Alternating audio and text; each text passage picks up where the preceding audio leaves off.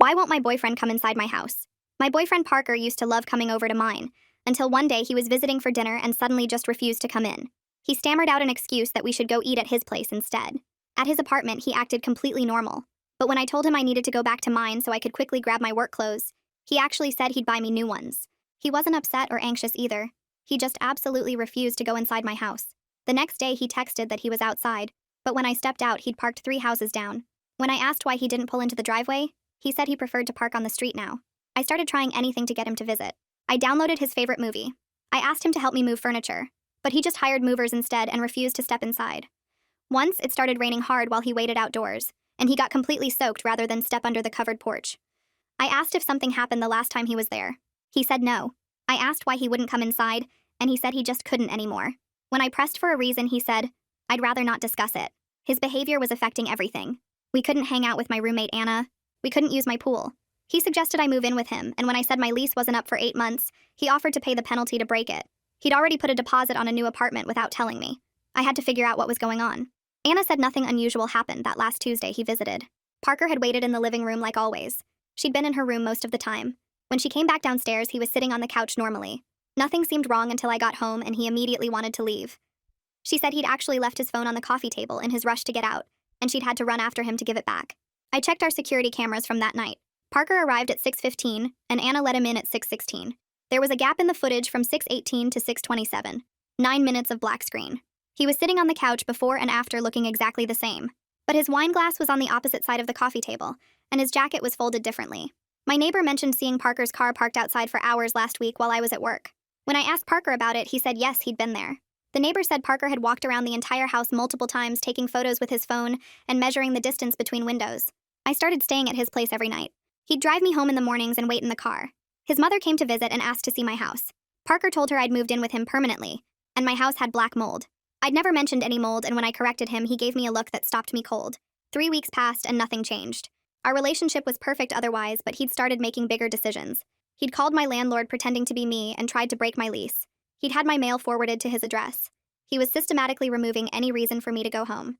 I found his laptop history showing dozens of searches about my address, property records and previous owners and news articles going back to 1890. I threatened to break up with him if he didn't explain. He said he understood if I needed to do that, but he still couldn't tell me. He said, "I can't explain it in a way that would make sense to you."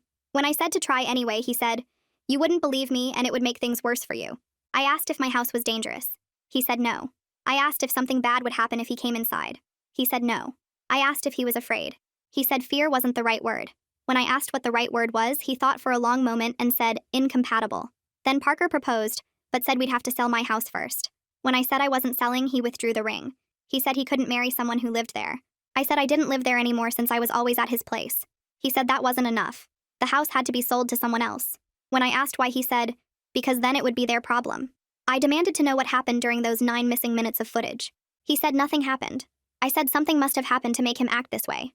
He said, "Act what way?" Like his behavior was completely normal. Then he said he'd been back to my house many times while I was at work. He'd been in the yard and on the porch and looked through all the windows. He'd spent hours studying it from every angle. He'd measured the exterior walls and compared them to the city's blueprints. There was an extra room that shouldn't exist. I asked why he kept coming back if he wouldn't go in. He said he was trying to understand something. When I asked what he said, "Why you can still live there?" He said other people had lived there too and been fine, but that didn't mean it was actually fine. Later, I found a note in his handwriting that must have fallen from his pocket. It was a list of dates and times going back months before we'd met. Next to the last date was my address, and a single word: confirmed. My hands shook as I turned the paper over and over, trying to make sense of the dates that stretched back 8 months before Parker and I had even matched on the dating app. The handwriting was definitely his. That weird way he made his 7s with the little line through them, and there were at least 20 different addresses crossed out before mine appeared at the bottom. I grabbed my phone and scrolled back through our messages to that first conversation where he'd asked me out for coffee, saying he'd noticed we both liked the same obscure band, and maybe we could catch their show together. My stomach twisted into knots as I realized he'd probably already known where I lived when he sent that message. I found him in the kitchen making dinner like nothing was wrong, humming while he stirred pasta sauce, and when I slapped the note down on the counter next to him, his whole body went rigid. The color drained from his face so fast I thought he might pass out, and his hand shot out to grab the paper, but I snatched it back before he could reach it. He opened his mouth and closed it again like a fish gasping for air, then tried to grab for it again, but I stepped backwards into the living room, holding the note up high. "Why were you tracking my address before we met?" His eyes darted between my face and the paper, while his hands clenched and unclenched at his sides. He mumbled something about research and forums, and I told him to speak up because I deserved real answers after all his lies. That's when the whole story came spilling out in a rush. How he'd been part of online groups for 3 years studying houses that affected certain people differently, tracking reports of spaces that some could live in normally, while others felt physically unable to enter. He'd been mapping these houses across the city, visiting each one to test his own reaction, and mine was the 23rd address on his list. The worst part was when he admitted our meeting wasn't random at all, because he'd wanted to observe someone who could live in one of these spaces without any problems, like I was some kind of lab rat in his twisted experiment. My legs felt weak, and I had to sit down on his couch while he kept talking about electromagnetic sensitivity and spatial anomalies, and how only certain people could feel the wrongness in these places. I stood up and told him I needed space to process this massive betrayal, that our entire relationship was built on him studying me like I was part of his creepy investigation. He tried to follow me to the door, but I grabbed my purse and keys and pushed past him, ignoring his pleas to let him explain more. For the first time in 3 weeks, I drove myself home instead of letting him drive me, my hands gripping the steering wheel so tight my knuckles turned white. The familiar turn into my neighborhood felt different now, knowing Parker had driven these streets months before we'd met, probably taking notes about my house and planning his approach. Anna nearly dropped her wine glass when I walked through the front door, because she hadn't seen me come home alone in so long.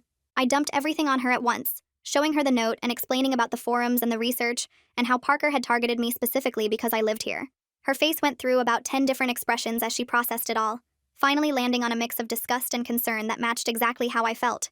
She poured me a glass of wine and we sat on the couch where Parker had sat that last time, both of us looking around the room like we might spot whatever invisible thing had driven him away.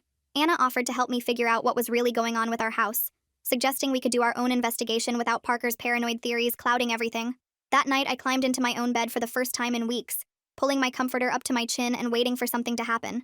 I lay there listening to every creak and settling noise the house made, waiting to feel whatever Parker felt, but nothing came. Just normal house sounds, and Anna moving around in her room and cars passing on the street outside. I slept straight through until morning without any weird dreams or strange feelings, waking up to sunlight streaming through my bedroom window like it always had. I made coffee in my kitchen and sat at my dining table with my laptop, pulling up all the property record sites Parker had been visiting according to his browser history. The house had been built in 1892 and had changed hands 16 times, which seemed like a lot, and I found 3 newspaper articles from different decades mentioning strange incidents. One from 1934 talked about a family who broke their lease after only 2 months claiming unexplained disturbances.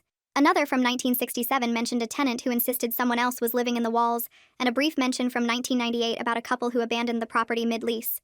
None of the articles had any real details or proof, just vague mentions of complaints and people leaving suddenly. I picked up my phone and dialed my landlord's number, trying to sound casual as I asked about any renovations or modifications to the house over the years. His voice immediately got defensive, demanding to know why I was asking and if I was planning to break my lease like Parker had tried to do while pretending to be me. When I pressed him about the history, he practically shouted that everything was up to code and he'd keep my entire deposit if I tried to leave early. After I hung up, Anna came downstairs and we spent the entire afternoon going through every room with a tape measure, checking Parker's claim about an extra room that shouldn't exist. We measured the exterior walls from outside, then measured each interior room, and sure enough, there was a gap of about 3 feet near the living room where the built-in shelves were. Anna ran her hands along the shelves while I checked behind them with a flashlight, both of us looking for any signs of a hidden door or panel. Later, I logged into our security system and started downloading all the footage we had stored, not just from the night Parker left, but going back months. The download took forever, but when I finally got to review it, I found exactly what I feared I would find. There were gaps scattered throughout the recordings, always exactly 9 minutes long from 6:18 to 6:27, happening about every 2 to 3 weeks with no clear pattern. The next morning, I grabbed my laptop and searched for the city planning office phone number, figuring official blueprints might show whatever Parker claimed shouldn't exist. The woman who answered transferred me to Ellen Rhodes in the records department, and I explained I needed the original plans for my rental property. Ellen sounded curious and helpful, mentioning that older houses often had modifications that never got properly documented, especially ones built before modern building codes. She said she'd pull everything they had on file and I could pick them up that afternoon. When I got to the city office, Ellen had a whole folder ready, spreading out yellowed papers across her desk while pointing to various markings and stamps. She ran her finger along the original 1892 blueprint, then pulled out another document from 1923 that caught her attention. It was a permit for something called a utility void, supposed to be temporary for some kind of maintenance access, but there was no record of it ever being officially closed out. The location on the permit matched exactly where Anna and I had found that 3-foot gap near the living room shelves. Ellen made copies of everything and circled the relevant sections, suggesting I might want to get a professional inspection done if I suspected unauthorized modifications. Back home, I started searching online for licensed home inspectors, finding dozens of options but settling on Maxwell Shepherd, who had great reviews and specialized in older properties. I called him that afternoon and scheduled an appointment for 2 days later, not mentioning what I was looking for specifically, just saying I wanted a complete inspection for my own peace of mind. My phone started buzzing constantly with texts from Parker, each one more frantic than the last. He kept begging me to leave the house immediately and stay somewhere else until we could talk. His messages got increasingly desperate, warning me about things he wouldn't specify, saying I didn't understand what I was dealing with. I turned my phone to silent and focused on preparing for the inspection. Maxwell arrived right on time with cases of equipment, including something he called a thermal imaging camera. He started in the living room and within minutes was pointing at the screen showing temperature variations behind the built-in shelves. The wall there read several degrees cooler than the surrounding areas, which he said usually meant empty space behind it. He pulled out a stud finder and started running it along the wall, marking spots with pencil while examining the shelves more closely. His fingers found something near the edge and he called me over to look. There were tiny gaps that suggested hinges, painted over multiple times but still visible if you knew what to look for. Maxwell grabbed a stronger flashlight and spotted what looked like magnetic catches hidden behind the trim. He stepped back and asked if I wanted him to try opening it, but warned we should probably have witnesses present first for documentation purposes. I immediately called Anna, who was upstairs, then dialed Ellen at the city office to see if she could come document this officially for the records. While we waited for them to arrive, Maxwell took detailed photos of the undisturbed panel from every angle, measuring its dimensions and noting the concealed hinges in his inspection report. Anna came down first, looking nervous but curious, and Ellen arrived about 20 minutes later with her own camera and official forms. With everyone gathered in the living room, Maxwell put on gloves and carefully worked his fingers under the panel edge. The magnetic catches released with soft clicks, and the whole section swung open smoothly on hidden hinges. Behind it was a narrow void space about 3 feet wide that ran the entire length of the wall, exactly as the 1923 permit had indicated.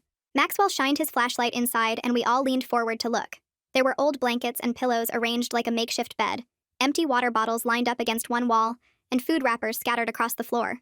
Someone had been living in this space. Anna grabbed my arm hard enough to hurt, while Ellen started taking photos and making notes on her clipboard. Maxwell reached in with a grabber tool and pulled out one of the water bottles, showing us it was a brand sold at our local grocery store with a recent expiration date printed on it. He moved his light around more and spotted something small and electronic tucked into a corner. Using the grabber again, he retrieved what looked like a small black box with an antenna.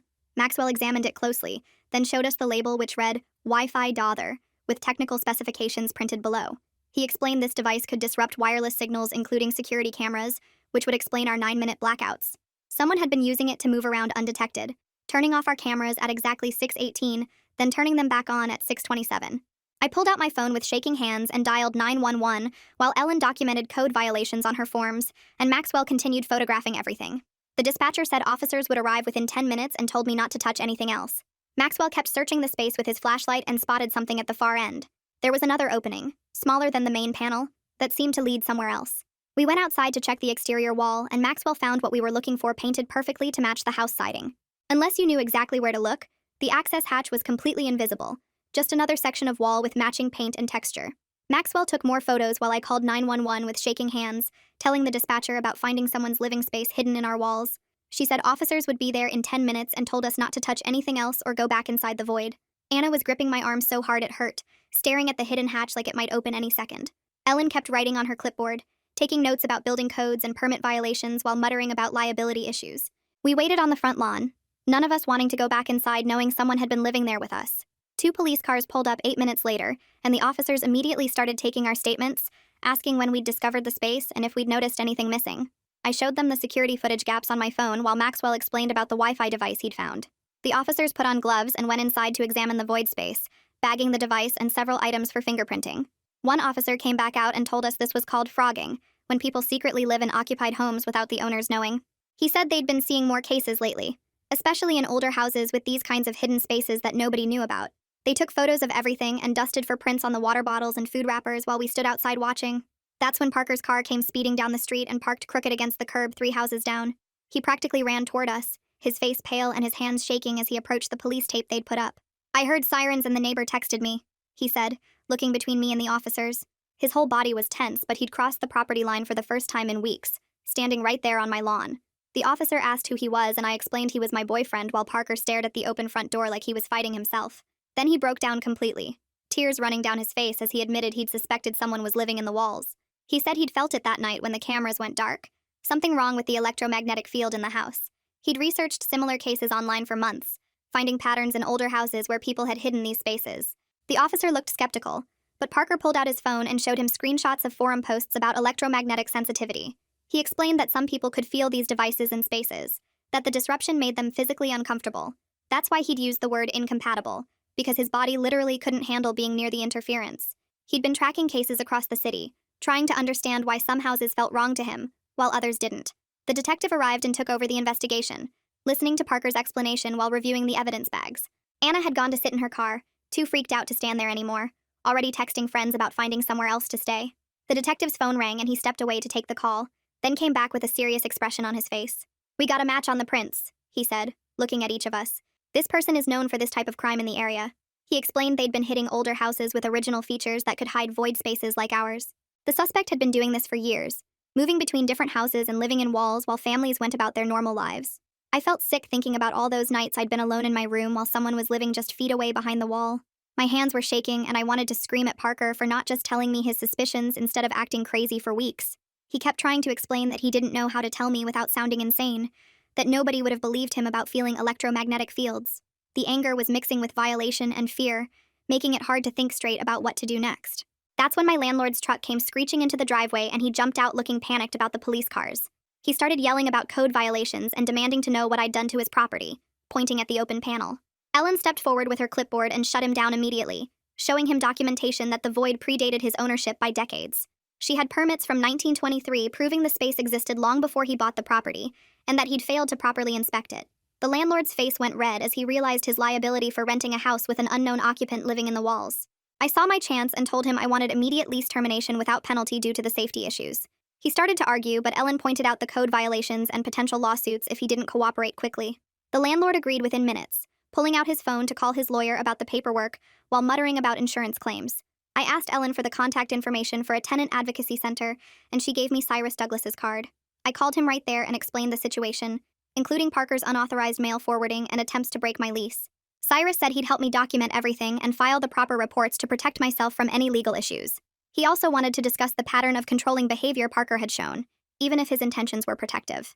Friends started showing up after Anna's texts, ready to help me pack and get out of the house immediately. Maxwell got his tools and started boarding up both access points to the void, while police increased patrols in the neighborhood. They were checking other old houses for similar modifications, warning residents about signs of frogging to watch for. Parker sat on the curb and wrote out a complete timeline of his research and actions on notebook paper. He listed every address he'd investigated before mine, every forum post he'd read, every pattern he'd noticed over the years. It became clear he'd been obsessed with this phenomenon long before we'd ever met, tracking these cases like a detective. He showed me dates going back 5 years, addresses scattered across the city where he'd felt the same wrongness. My phone buzzed with an unknown number, and when I answered, a woman named Siobhan Lancaster introduced herself as a former tenant from 5 years ago. She'd seen the news coverage about our house and wanted to confirm she'd experienced the exact same things when she lived there. Food would disappear from her kitchen, and she'd find items moved around when she came home from work. She'd heard weird sounds at night and complained to the landlord multiple times, but everyone thought she was paranoid. The detective took her statement over speakerphone and added it to the growing file about our house. 2 days later, the investigation expanded when police found similar void spaces in 4 other houses on our street. The intruder had been moving between all of them using a circuit that explained why the camera gaps happened every few weeks instead of daily. He'd stay in one house for a few days, then move to the next one like some twisted rotation schedule. Anna and I spent the whole weekend looking at apartments and finally found a modern building downtown with keycard entry and cameras everywhere. We signed the lease that same day because neither of us could stand another night in that house knowing what had been happening. The apartment had no weird spaces or old modifications, and the walls were exactly where they should be according to the floor plan. We moved our stuff out while police were still processing the scene, and I felt relief leaving that place behind. Parker helped us move boxes, but I could barely look at him after everything he'd hidden from me. Once we were settled in the new place, I finally confronted him about the lies he'd told his mother about black mold. He admitted he'd panicked when she asked about my house and didn't know how to explain why he wouldn't go inside without sounding crazy. He said telling her about mold seemed easier than trying to explain his suspicions about someone living in the walls. I told him his lying and controlling behavior had damaged our relationship more than the actual danger ever could have. Cyrus helped me write up a list of requirements if Parker wanted any chance of rebuilding trust between us. Parker needed to start therapy immediately to address his obsessive research habits and his tendency to make decisions for other people. He had to stop trying to control information and learn to communicate his concerns directly instead of going behind my back. I typed everything up in a formal document and made Parker sign it to show he understood these were non-negotiable conditions.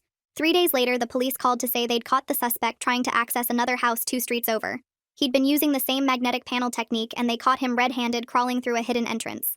The man had been living this way for 6 years, moving between various houses and surviving off stolen food and water. My landlord got hit with massive fines for all the code violations Ellen had documented during the investigation. He had to hire contractors to properly seal the void space and bring everything up to current building standards. Ellen made sure all the permits were filed correctly this time, so future tenants wouldn't have to deal with this nightmare. She personally inspected the work to confirm the space was completely inaccessible and properly documented in city records. Parker started seeing a therapist twice a week and began to understand how his need to investigate everything had spiraled out of control. He gave all his research about the other houses to the police to help them identify more potential frogging locations in older neighborhoods. The detective said Parker's notes helped them find 3 more occupied void spaces and get those people to safety. I went to the post office and filed a formal complaint about Parker's unauthorized mail forwarding with all the documentation Cyrus had helped me gather. The postal inspector said Parker could avoid federal charges if he completed a diversion program and did community service. It felt like appropriate consequences without completely ruining his life, since his intentions had been protective even if his methods were wrong. Anna and I developed a routine in our new apartment where we'd check in with each other every night about feeling safe. We'd walk through the apartment together before bed, checking locks and making sure everything was secure. 3 weeks after moving out, I finally slept through an entire night without waking up to check the doors. Anna said she was sleeping better too, and we both felt like we could finally start to relax in our own space. The old house eventually got rented to a young couple who knew the whole history and didn't seem bothered by it. They installed extra security systems and told the landlord they felt perfectly safe with all the renovations that had been done. Parker kept going to therapy and slowly started to recognize patterns from his childhood that made him need to control situations. His therapist helped him understand that his parents' divorce and a break-in when he was young had created this compulsive need to investigate potential dangers. He started sharing more about his sessions and actually seemed committed to changing his behavior patterns. The Postal Service confirmed Parker was completing his diversion requirements and attending all the required meetings about respecting other people's mail. I started to feel like maybe we could work through this if he kept showing real progress with his treatment. Anna's girlfriend came over more often now that we had a safe space, and they seemed really happy together. We'd have dinner parties and actually enjoy our home without constantly looking over our shoulders or wondering what was in the walls. 2 weeks later, I sat in the waiting room while Parker met with his therapist for the 3rd time that month. The therapist had suggested I join for the last 15 minutes of each session, so we could practice talking without Parker shutting down or trying to control things. The first time was rough because Parker kept looking at the floor instead of me while explaining why he'd tried to break my lease without asking. The therapist had to remind him 3 times to actually answer my questions instead of deflecting. By the 4th session, Parker was finally able to tell me directly when something worried him, instead of going behind my back to fix it. The therapist gave us homework assignments like Parker had to text me his concerns instead of researching them online for hours, and I had to acknowledge his worries without dismissing them. We practiced having disagreements where Parker couldn't walk away or change the subject. The detective called me that same week to say they'd found similar void spaces in 6 other old houses in the area after Parker gave them his research notes. 3 of them had signs someone had been living there recently with the same kind of setup we'd found at my place. The city was already drafting new rules that would require landlords to inspect for hidden spaces during tenant changes. The detective said our case was helping protect other people from going through what we did. I spent the next weekend writing everything up for a tenant rights website that Cyrus had recommended. I typed out the whole story from Parker's weird behavior to finding someone living in our walls to dealing with a boyfriend who thought lying was protecting me. Within 2 days of posting it, my inbox was flooded with messages from people who'd gone through similar things. Some had partners who'd hidden important information, others had found evidence of people living in their homes, and a bunch had dealt with landlords who ignored safety concerns. One woman said her ex had done the exact same thing as Parker, researching her apartment obsessively and trying to force her to move without explaining why. Maxwell called me a week later with news that the city had hired him as a special inspector, just for checking old houses. He'd be going through the neighborhoods with original homes from before 1940, looking for modifications that created void spaces. He thanked me for bringing the issue to light because it had completely changed his career path. He was even teaching other inspectors how to spot the signs of hidden spaces and unauthorized modifications. Parker's therapy sessions were getting more intense as his therapist dug into why he'd reacted so extremely to finding the void space. During one of our joint sessions, Parker finally talked about when he was 7, and someone broke into their house while his family was sleeping. He'd hidden in his closet for hours, too scared to check if his parents were okay. His therapist explained that finding evidence of someone in my walls had triggered all those old fears, making him desperate to get me away from danger even if it meant lying and controlling everything. Parker was learning to separate his childhood trauma from current situations, but it was slow work that would take months or years to really fix. 4 months after we'd found the person living in our walls, the prosecutor called to say the case was over. The intruder had accepted a plea deal for multiple counts of trespassing and burglary across all the houses they'd found him in. He got 3 years in prison plus probation after that. Knowing he was locked up made everyone feel better, especially Anna, who'd been having nightmares about someone watching her sleep. She'd started seeing a therapist too, working through the violation of having someone in our home without knowing it. The following week, Anna and I decided to throw a party at our new apartment to celebrate finally feeling safe again. We invited everyone who'd helped us through the mess, including Maxwell and Ellen, who'd become friends through everything. Even Parker came for a little while, though he left after an hour because the therapist said he needed to respect our space and not try to insert himself back into my life too quickly. Anna made a joke about checking the walls before the party started, and we all laughed, even though it wasn't really funny. We'd developed this dark humor about the whole thing as a way to cope with how messed up it had been. Ellen brought documentation showing the old house had been completely gutted and renovated after we moved out. The landlord had to fix all the code violations and properly seal the void space before he could rent it again. A young family had moved in last month after being told the whole history, and they'd installed cameras everywhere plus a security system. Ellen said they seemed happy there and hadn't reported any problems. They even sent a thank you note to the city for making sure the house was safe before they moved in. Parker and I were slowly building something new between us, though we weren't living together and probably wouldn't for a long time. We had rules now, like he had to tell me if something worried him within 24 hours, and I had to actually listen instead of brushing off his concerns. He couldn't research my life or make decisions for me, and I couldn't ignore red flags just because I wanted things to work out. We went on actual dates where we talked about normal things, instead of the trauma that had brought us together and almost destroyed us. Siobhan reached out again after seeing my post online, suggesting we file a lawsuit against the property management company that had owned multiple buildings where these void spaces were found. She'd kept records of every complaint she'd made 5 years ago that got ignored, and she'd found 3 other former tenants with similar documentation. Ellen agreed to provide official city records showing the company had been notified about structural concerns, but never properly investigated them. We met with a lawyer who said we had a strong case for negligence, since the company had ignored multiple reports that could have prevented people from living in the walls of their properties. 6 months after filing the lawsuit, I was unpacking boxes in my new place when I realized I hadn't checked the locks in over a week. The apartment Anna and I shared now had normal walls with no hidden spaces, and Maxwell had personally inspected every inch before we signed the lease. I'd started running again in the mornings, something I couldn't do when I was constantly worried about getting back to check on things. My therapist said the nightmares were normal and would fade with time, but at least now I could sleep through most nights without waking up to check closets and corners. Parker finished his therapy program last month, and the documentary crew contacted him about using his research for their investigation into frogging cases across the country. He gave them everything he'd collected over the years, all those files and notes about houses with weird measurements and missing footage patterns. The producer said his work had helped them identify 12 other cases they wouldn't have found otherwise. Anna burst through the door holding her phone up, practically bouncing as she showed me the ring her girlfriend had given her that morning. She asked me to be her maid of honor, and joked that getting stalked by someone living in our walls was the worst way to become best friends. But at least we got there. We spent the afternoon looking at bridesmaid dresses online while she told me about the proposal at their favorite coffee shop. The lawyer called with news about the settlement, and the number made me sit down hard on the couch. After legal fees, I'd have enough to pay off my student loans completely and still have money left over to actually start saving for the first time in my life. The check arrived 2 weeks later, and I deposited it immediately, watching my loan balance drop to 0 on the banking app. Parker and I had been talking about moving in together again, but this time we looked at places together with Maxwell coming along to check for any structural issues. We walked through 7 different apartments over 2 weekends, with Parker asking questions about security and Maxwell measuring walls to make sure everything matched the floor plans.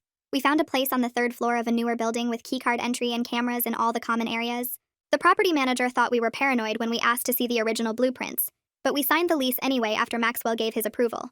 The old neighborhood had changed too, with the community watch program they started after our case requiring special training about signs of unauthorized occupancy. They held monthly meetings now where residents learned to spot things like unusual wear patterns on locks, unexplained utility usage, and food going missing. The woman who bought our old house after all the renovations sent me a message through the neighborhood group, saying they loved living there and felt completely safe with all the improvements.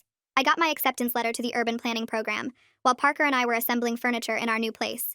Ellen had written me a recommendation letter talking about how our case had shown the importance of proper building inspections and code enforcement. The program director mentioned during my interview that they wanted more students who understood the real-world impact of housing regulations. Classes would start in the fall, and I'd be able to keep working part-time while studying. Parker had been carrying the ring around for 3 weeks before he finally asked me again, this time over dinner at our apartment with no conditions or demands attached. He said he understood if I needed more time after everything we'd been through, but he wanted to build something real together without any secrets between us. I said yes immediately because we'd already survived the worst thing I could imagine and came out stronger. We're planning a small wedding for next spring with Anna as my maid of honor, and Maxwell doing what he called a security consultation for the venue, which made us laugh, but also made us feel safer.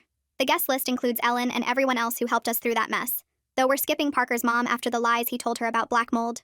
Sometimes I drive past the old house just to see it looking normal with kids' bikes in the front yard and flowers in the window boxes. The void is sealed now, properly this time, and the new family has no idea that someone once lived behind their living room wall for months or maybe years. Parker doesn't come with me on these drives, but he doesn't try to stop me either, which feels like progress. We're getting married in 4 months, and I actually feel ready for it. Not because everything is perfect, but because we learned how to tell each other the truth even when it sounds completely insane. That's the whole story wrapped up. If even one piece of it gave you something to think about, then it was worth sharing. Subscribe and you'll always have the next tip waiting.